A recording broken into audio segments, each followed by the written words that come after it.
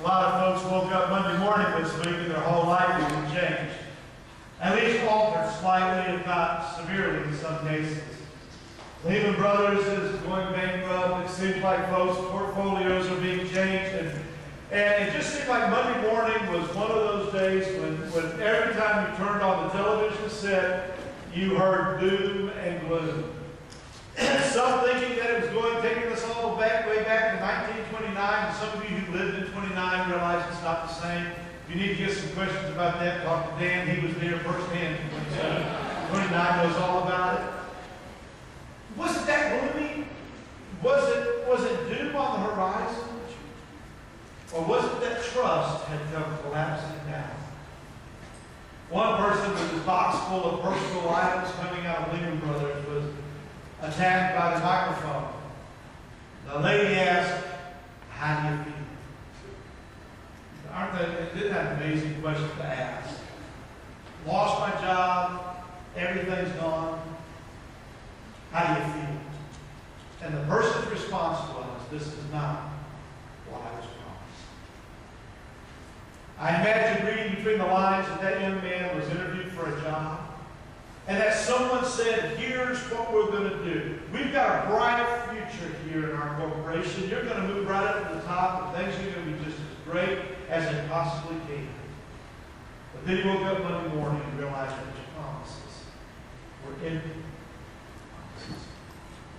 We've all done that, haven't we? We've all trusted in something or trusted in someone, only to wake up one day and realize, it was just empty. Last week after worship, I went to a 4-year-old birthday party.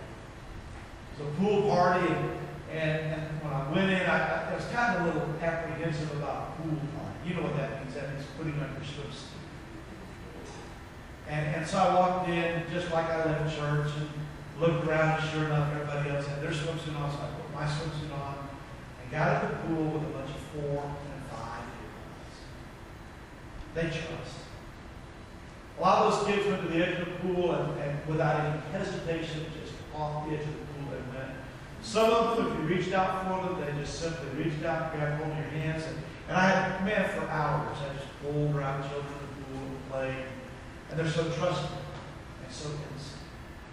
And I would hate for any of those children to grow up somewhere down the line and realize just that the promises that we made to them were empty promises. I hope that we're instilling in our children that there is a desire and that there's great benefit in trusting in God. And that we demonstrate that even when things get difficult. When life gets difficult for them someday, they won't walk out of the building and say, "This is what I was promised." But maybe the response would be, "Yeah, today's a bad day, it's not a good day, things aren't going well right now, but I have a God whose promises are secure. I'm going to continue to trust and have faith in Him. I don't know what tomorrow may bring. I don't know where I'll work, and I don't know exactly how I'll feed my family for the next couple of days, but I have a God who's promised me that He would walk with me every step of the way. So I'm going to rest on that promise, and I'm going to trust Him.